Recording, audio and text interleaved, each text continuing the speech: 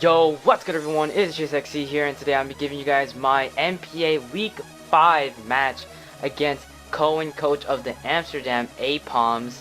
As you can see on your screen, we have a few little changes in terms of how I'm going to record these. Well, not how, but like what you guys are going to see when I record these matches. But as you can see, we have a different sort of thumbnail, as I wasn't really satisfied with the last one. But, you know, on the bottom we have certain highlights of the game that kind of impacted the match, that really impacted the match, but you know, maybe not all of them. Like at least 2 of them are like major. The other one of them is like not really. But other than that, I'm gonna have these highlights like every single week. I'm gonna try and make it look like it's visible, but on the top we also have a clean view of what the record is.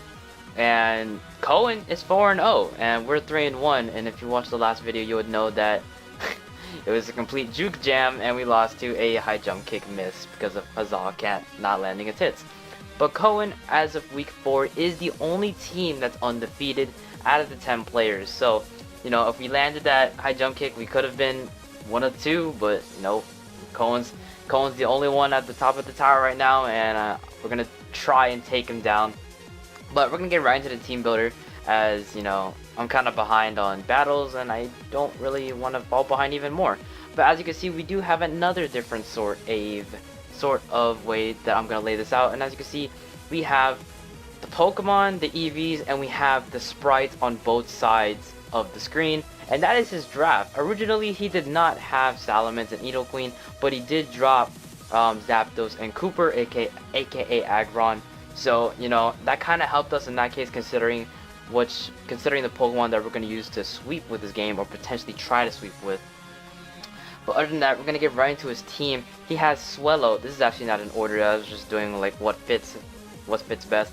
But he has Swellow. You know, got a buff in this generation in terms of special attack, so Specs Moonburst is definitely viable. Really fast at like 126 or something like that.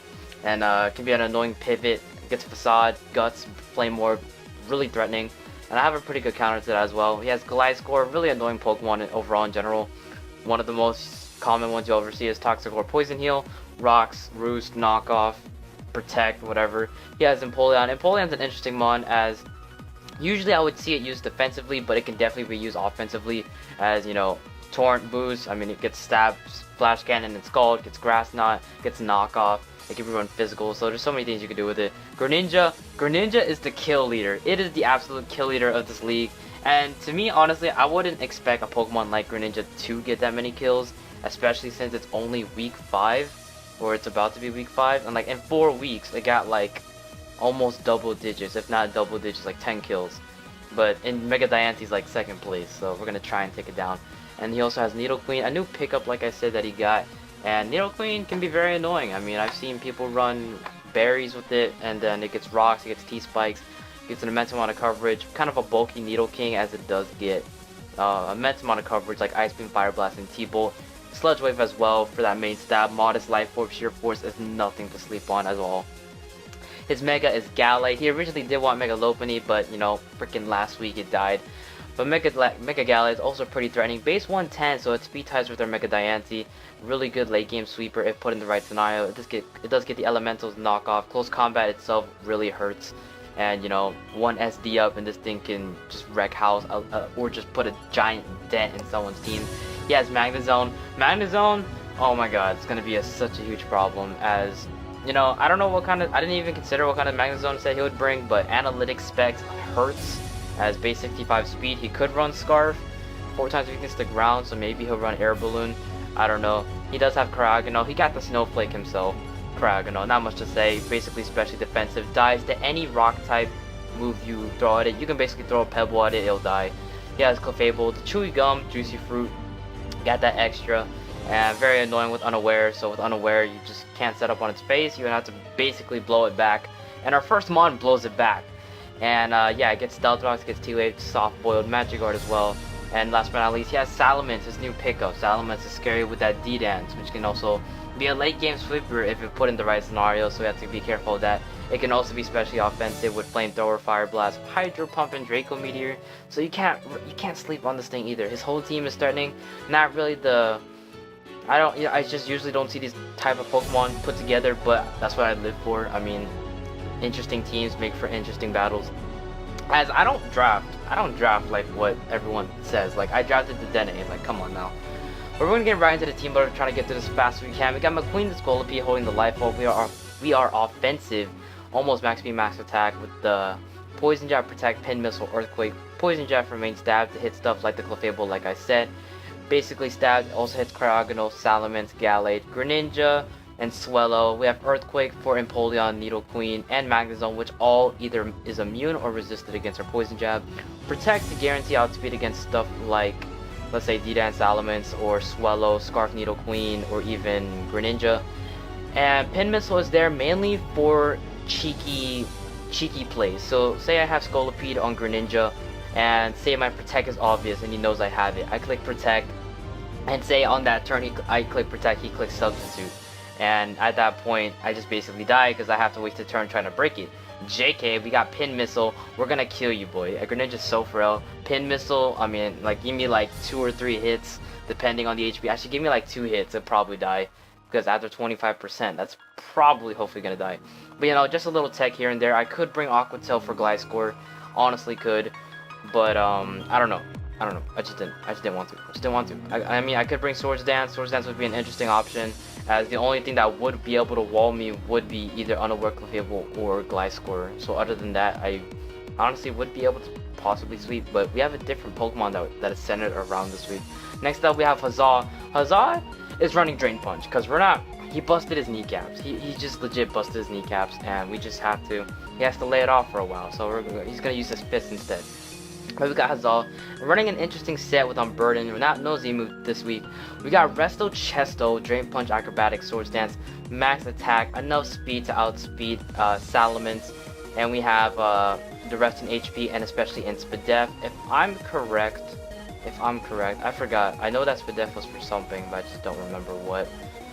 But other than that, we got Resto, Chesto. This is basically the setup all over Gliscor and Weezing space. Oh my god, I forgot Weezing Sprite. Where'd it go? Hold on, we gotta do some live editing real quick. It's back here. I'll put you down there. Alright, so, yeah, Weezing. Weezing's just a dick, so that's all you need to know. But,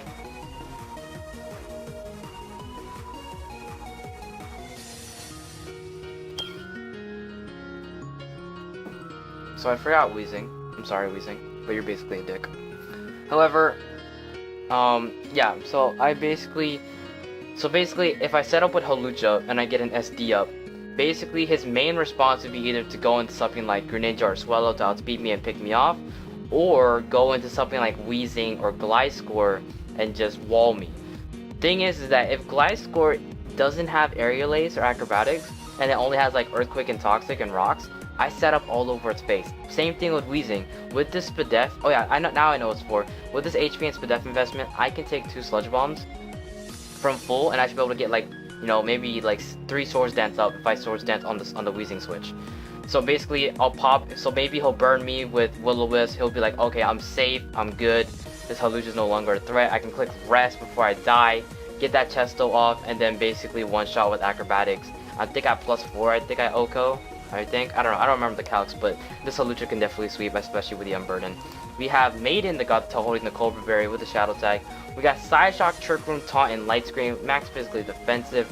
Basically, our switch in for Gallade. You know, we don't have anything to hit the Gallade, but Trick Room alone is definitely nice to just handle the Gallade, as our next 3 Pokemon will contribute. And so Trick Room is to contribute to our, those guys we'll see later on, but we also got Taunt. The reason why I have Taunt is because in case, like, I have Light Screen. Light Screen because I'm physically defensive, and having Light Screen would be nice for stuff like Greninja. So if I get a Light Screen up and he brings in Empoleon, if he clicks Defog, I can click Taunt before he clicks Defog, and because Defog gets rid of my screens. Another good thing about Taunt is I prevent him from setting up rocks, so that's really good as well. And if he clicks Knock Off, I have Cobra. But I have nothing to hit the Empoleon, but I do have other ways to damage it, so I'm not really that worried about it. But yeah, not much to say there. We got Swarovski, I don't even know how to pronounce it. We got our Diancie, basically Mega Diancie. We got Moonblast, Earth Power, Trick Room, and Stealth Rocks, basically all I need honestly. Max speed to speed tie with the Mega Gallade, rest in HP for as much bulk as possible, as with 220 HP I should be able to live a jolly close combat from Gallade, and if it's like an Earthquake I think I die. But Moonblast one-shots Gallade, Moonblast for main stab, Earth Power hits the Needle Queen, the Empoleon, and the Magnezone, and Trick Room is nice. Trick Room, we got 2 Trick Room users, and it's gonna contribute to our next mon. And I also have Stealth Rocks as I think I had like Diamond Storm, but he dropped Zapdos, so I didn't need it anymore. So I put Rocks there instead. As my last Pokemon, I probably should have put Rocks, but I'm running a certain item that won't allow me to do that. But we got Tilapia, our shiny Wishy-Washy, holding the Figgy Berry, and this is the Trick Room user. This is why we have 2 Trick Room mons. We have a Wishy-Washy that hopefully can sweep late game. Waterfall, Ice Beam, Earthquake, Hydro Bomb, basically mixed. We have max attack, adamant, max HP with 12 in special attack. Waterfall, so we're basically physical. Waterfall, let's see, Ice Beam kills Swallow, Ice Beam kills Gliscor. I almost kill Empoleon with Earthquake. I do a lot to Greninja. I probably 2 a KO. I 2 a KO Weezing with Hydro Pump if he's physically defensive. I OHKO Needle Queen. I 2 a KO Gallade. I kill Magnezone. I kill Cryogonal. I 2 a KO Clefable, and I just straight up kill Salamence. So this Wishy-Washy, if put in the right situation, can really put in some work to either dent his team early on, or just put on a lot of pressure, or just basically clean up late game if I can get one of these Trick Moths, as I do have 2 of them. And last but not least, we have Garrett. Garrett is the GOAT. I do not care. You guys will understand. We got the Red still holding the Assault Vest. We got Light Metal in case he brings the low kick on Greninja. Clear Body is not really needed. Yeah, but we are Assault Vest, physically defensive, so really interesting. We got max HP, 144 in defense, bold, 12 in special attack, 12 in speed, 84 speed. And this is basically our way to basically put as much pressure as possible with this set, as this is also a really good counter to Magnezone, as even though it traps us, I kind of just OHKO it. I either 2 a kill with Earthquake, if not OHKO the Magnezone, and he's forced out to switch on to one of his immunities, all of his immunities being weak to ice, hence HP Ice, Thunderbolt for stuff like Empoleon, Swellow, and Greninja, Flash Cannon for stab to also hit Clefable, and we have, you know, Earthquake and HP Ice like I mentioned prior. But other than that, we're gonna get right into the battle, as I'm gonna tell you right now, this was a pretty heated battle, so y'all better get ready. But we're here in the scene 3, and we have the matchup right here, and you guys already know what we're bringing, but he brought the Gliscor, Empoleon, Clefable, Magnezone, Greninja, and Salamence. In terms of leads, I'm thinking I'm gonna go ahead and lead with my Registeel. It hits everything on his team for super effective damage, so I'm very comfortable in leading with the Registeel. And he didn't bring Swallow either, and Registeel is a good counter to Swallow, even if it was especially offensive. He leads with the Magnezone, as I lead with Garrett. And here he clicks Volt Switch, and by that damage, I know that he's not Modest and he's not Specs. So this leads me to believe that he's either like sashed or like scarfed. Yeah, probably scarfed, honestly. But seeing that he went for Volt Switch, to me, I'm thinking like there's no way he would stay in, seeing that Registeel most likely has Earthquake. So I'm gonna go ahead and make a play and click HP Ice, predicting the Gliscor to switch in, as he does do so this turn. And I'm gonna get some good damage on this Shade Man. I do over half with HP Ice, as he does get his Toxic Orb here. And here I'm thinking like, okay, I could click HP Ice, or I could just spam it, but I need to keep this Registeel healthy. So instead, predicting him to Roost, I'm gonna go ahead and switch into my Wishy-Washy, put him much pressure as possible, as he does go for the Roost. As HP Ice, you know, it's only 2 times with the Roost. But here, he's gonna click U-turn. I'm gonna predict him to switch into Empoleon and click Earthquake, as he does do so. And we're making some pretty good plays so far, and we almost tackled the Empoleon.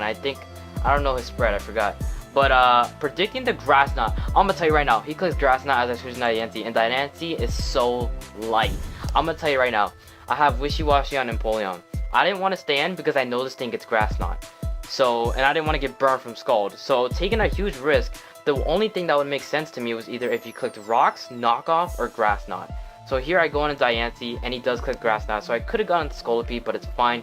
But here I'm gonna get my Mega Evolution off, and I'm gonna kill this with an Earth Power. So we have an early 6-5 lead, and we got rid of the Empoleon, which is great. No rocks for you, boy, unless he has rocks on Gliscor.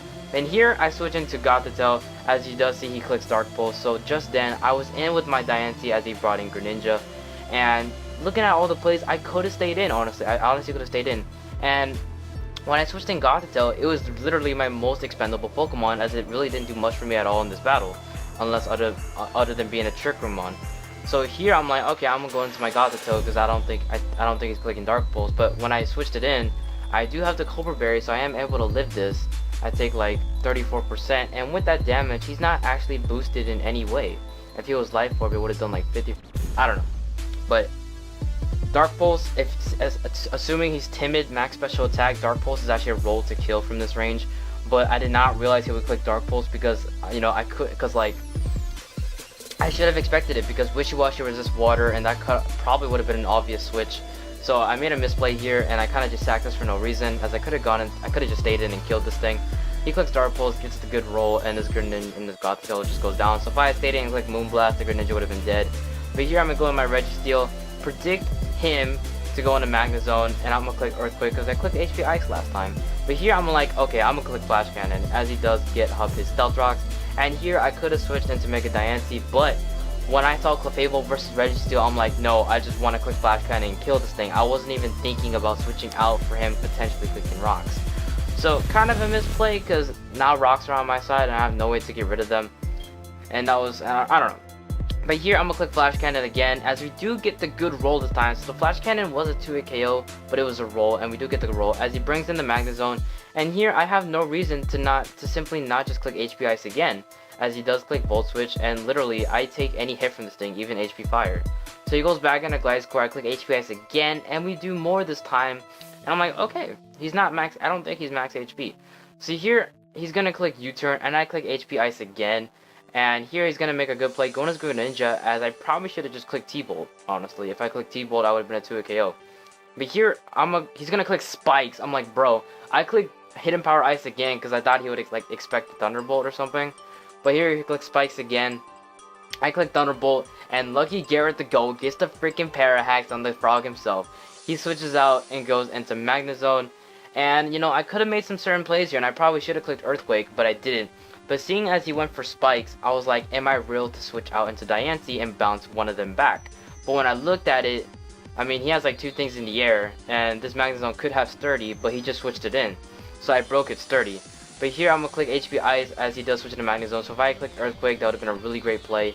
Earthquake probably killed that Greninja's range anyway, so that was probably a misplay. He clicks Volt Switch as I click HP Ice, because I didn't think it was going to stay in, and he goes back out to Greninja. And here at this point, he clicks Surf, it's a 2-hit KO, and my thought process at this point was like, alright, I want to sweep with Wishy-Washy. And that's why I'm letting my Registeel get so low on health, because I want to sweep with Wishy-Washy. If this Greninja dies, or if I can get, like, say, Diancie in, well, not Diancie in, because I'm scared to Surf, but actually, I think at this moment, I was thinking, okay, I'm gonna stack Registeel, go into Hawlucha, I live in Ice Beam after Rocks, and then I can just click Swords Dance, lure in the Gliscor, and then click Rest, or something like that. But you guys will see soon that this was actually a misplay right here. But yeah, Garrett goes down, and that's because I intentionally wanted him to kill me. So here, I'm gonna go into my Hawlucha, I'm not playing any games, I'm just gonna go ahead and click Drain Punch. And you know, at the same time, I kinda regret this, sort of, because like, I didn't know his sets. But here he goes into Magnezone, I stay in because I didn't think I needed this anymore. So yeah, I just die, and that confirms to me that he is Scarf. And it's a 3v3 match all of a sudden. So he brings in the Gliscor, and I think here I bring in the Wishy-Washy. And this is where turns end up becoming a little rough for me. So I could win with Wishy-Washy, however, the prediction games are going to be insane, considering that 2 of his mons are weak to Ice, but Magnezone resists, and it's Scarf, and it outspeeds Wishy-Washy. However, Magnezone dies to Earthquake, however he has 2 immunities. So I gotta start making some clean predictions. However, he throws me off guard with one certain move. He clicks Fling right here, and I click Earthquake predicting the Magnezone, and this Gliscor could have been dead just now. And I feel, and that really sucked because I could have gotten rid of the Gliscor. So here he clicks Acrobatics. I do have my Figgy Berry, so I'm able to eat that and get back up. I'm gonna click Earthquake again because I expect the Magnezone to come in. And I didn't even know he had Acrobatics. I was expecting an Earthquake. But here he clicks Acrobatics again. I'm like, nope, not this time. I'm clicking Ice Beam. So I click Ice Beam, and this Gliscor does go down. Thankfully enough for me. And I'm going to talk about this later in the match, as this turn was actually a misplay on both of our ends. But here I go into Diancie, and he goes into Salamence. These last 3 turns are going to be insane. Because these last few turns are going to be insane. So I go, so if I, basically, if I switch into Scolipede and he switches into Magnezone, I should be fine. If I go into Diancie and he goes into Magnezone, then I basically lost because I'm forced to go into Scolipede or just sack this. I would basically have to rely on Scolipede to win the match for me. So I made a risky play, and thankfully enough for me, I go into the right Mon as he does bring in the Salamence, and this is where things get pretty insane. So the thought process here is that either I click Moonblast and this thing drops, or I click Earth Power predicting the Magnezone. Because if I click Moonblast and he goes in the Magnezone, then he eats up the hit and he Scarf. We already confirmed this as he outsped Hawlucha. So if I click Moonblast and he switches out to Magnezone, he gets a free Flash Cannon. Either my Diancie dies or my Scolipede dies. Both of them die to a Flash Cannon. So if Diancie goes down, then I can't kill Salamence because of Intimidate. Scolipede doesn't have Rock Slide, and like I die to a D-Dance or a Dragon Claw or something. So basically, I have to make the right plays to make this work for me. And originally I was thinking I'm gonna click Earth Power. But instead, I'm gonna go ahead and click Moonblast, and he does stay in, and I felt so happy because if I clicked Earth Power and he clicked D-Dance, I would have lost straight up. He brings in Magnezone, I sacked Diancie, and thankfully enough for me, I brought Protect on Scolipede, so I do get that free speed boost. We take a decent amount from hazards. I'm gonna click Protect. He is locked into Flash Cannon, and we do pack the Earthquake. We broke his potential Sturdy as well. So, I mean, we click Earthquake, and the Magnezone goes down, and that was a close 1-0 victory against the Amsterdam Aipoms. So I was really scared of that match. That was a really insane match, as I potentially could have lost that, because originally, if you look at the beginning of the game, it looked like I was in control like the whole entire time, but like I started making some misplays in the end game and kind of screwed me over. And now one thing I am going to mention that Cohen did mention to me that actually is kind of true, that if he hadn't clicked Acrobatics the second time on Wishy-Washy, and instead he just say he didn't click Acrobatics the second time on Wishy-Washy, instead he clicked Fling, I would have killed it with Ice Beam. He brought in Salamence, and Toxic would have taken me down to solo form. And then when he brought in the Salamence, he could have gotten a free D-Dance up because I'm a solo form, I don't have as much power as a school form Wishy-Washy. So Ice Beam from a solo Wishy-Washy wouldn't have O-code the Salamence, and he would have been able to get a free D-Dance up, and I potentially most likely lost there. So yeah, so even though I made a few misplays, he did as well, but overall, I think that was a really great game. Literally, to me, that end game was literally a 50-50 whether I clicked Moonblast or Earth Power, whether he switched out or stayed in and clicked D-Dance. But my voice hurts. If you guys are still here, very much appreciated. GG to you, Cohen, once more. A really great battle, man. And no one is undefeated anymore, so it's all or nothing at this point. But other than that, thank you guys so much for watching. If you guys are still here, like I said, very much appreciated. If you enjoyed the video, like and subscribe for more League content, as I will be providing those, hopefully, continuously. But other than that, thank you guys so much for watching. This was Shay60 here, and I'll see you guys later.